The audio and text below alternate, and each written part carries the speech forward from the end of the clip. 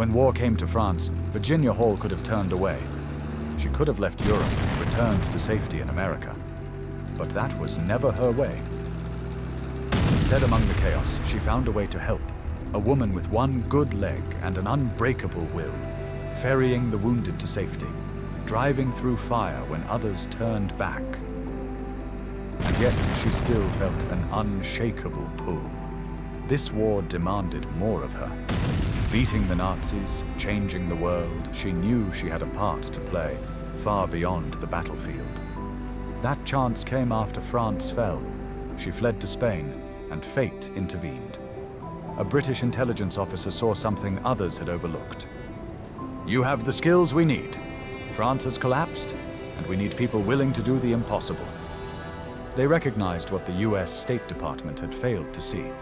A woman who didn't wait for permission. A woman who could disappear into a crowd, listen when others spoke, and strike when the moment was right. But let's not sugarcoat it. This wasn't heroism wrapped in glory. If caught, she wouldn't just be killed, she'd be tortured first. Still, she didn't hesitate. She left the ambulance behind and stepped into the shadows, into a war waged with whispers and sabotage. To the British, she was a saboteur. To the Nazis, a terrorist.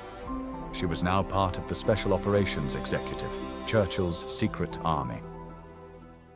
It hadn't been easy to get this far.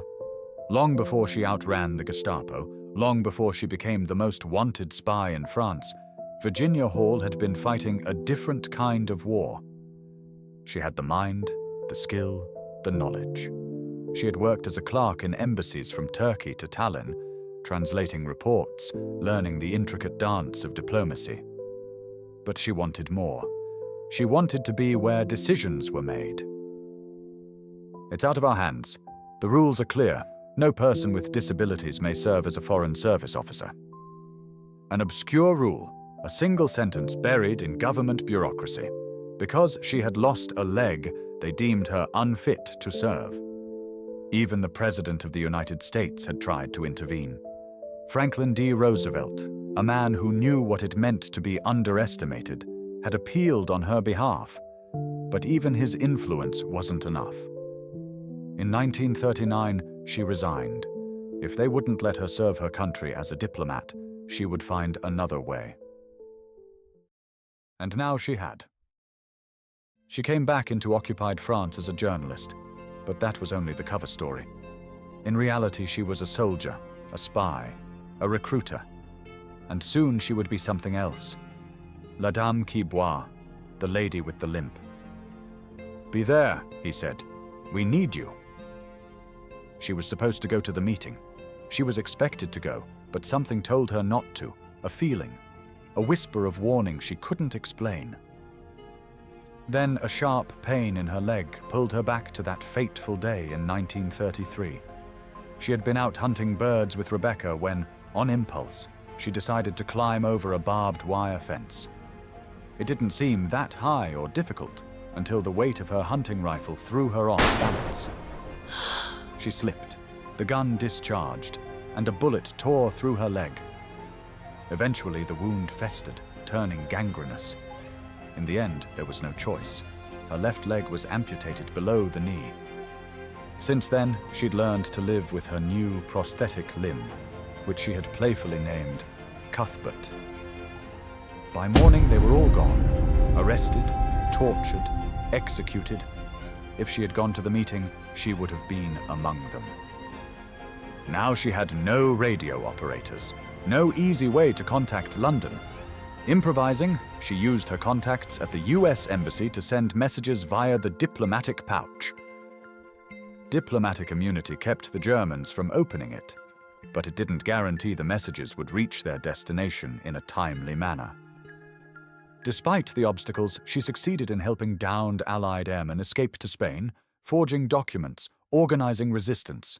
She had become too effective, too dangerous. She had to be stopped.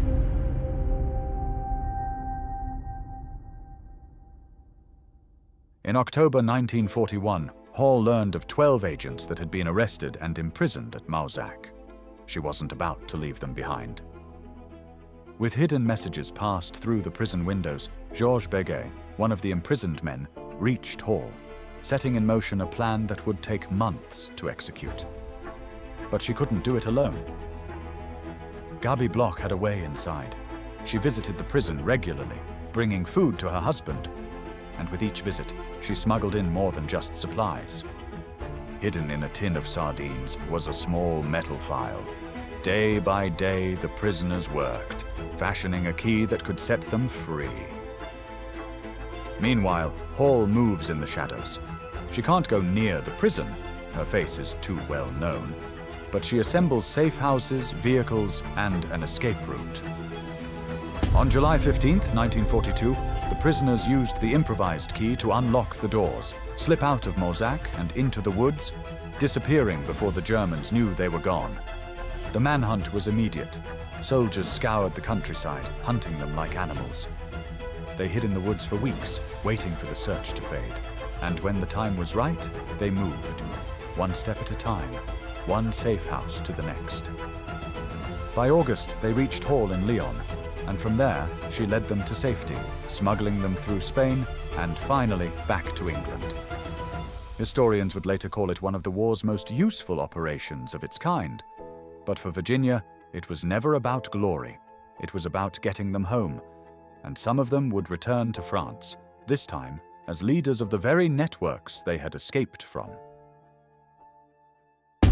12 prisoners vanished into thin air.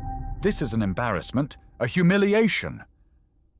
A younger officer responds, "They had help," from the outside. A woman, La Dame qui boit, the woman who limps. Double the search teams. No, triple them. I want 500 men combing every town, every village. Find her.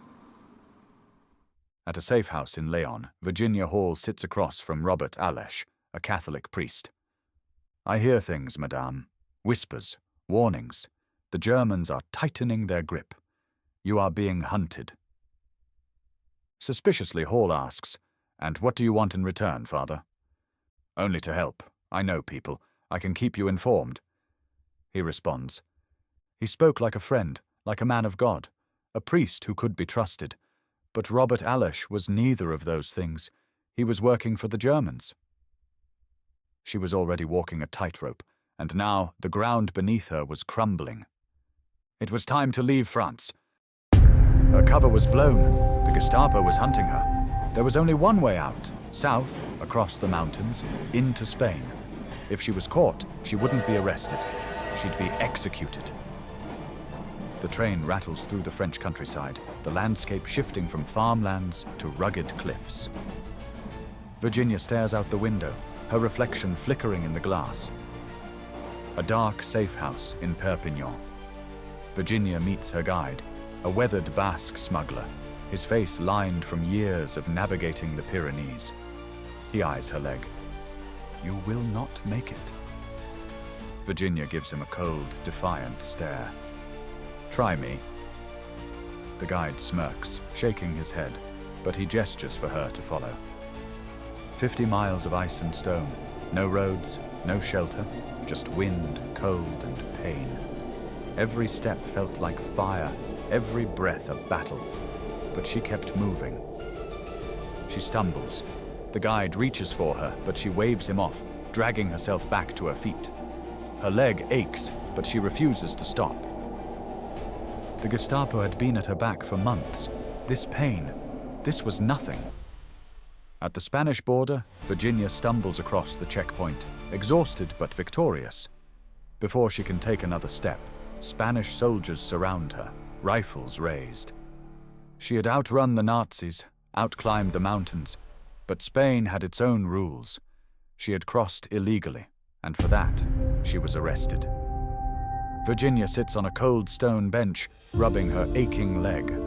The walls are damp, the air heavy with the scent of mildew. Footsteps echo in the hallway. An official approaches. "You are an American? Check my papers." The US Embassy pulled strings. After weeks in a Spanish prison, they got her out.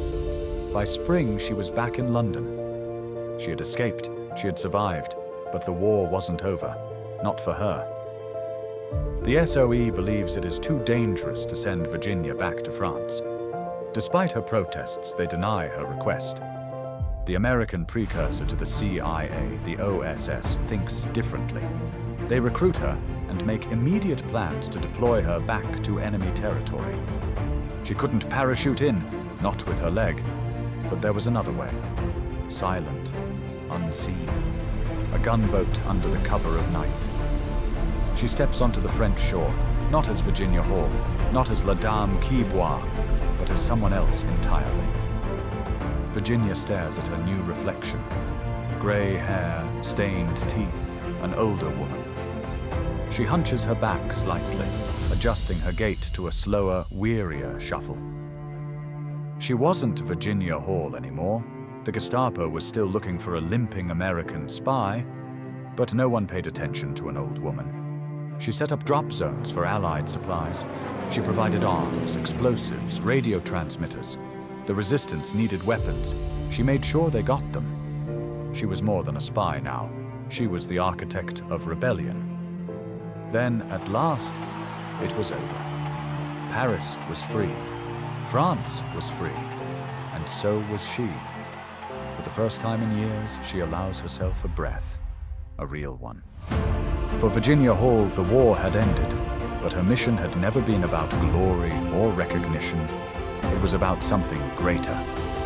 And in the shadows, she had prevailed.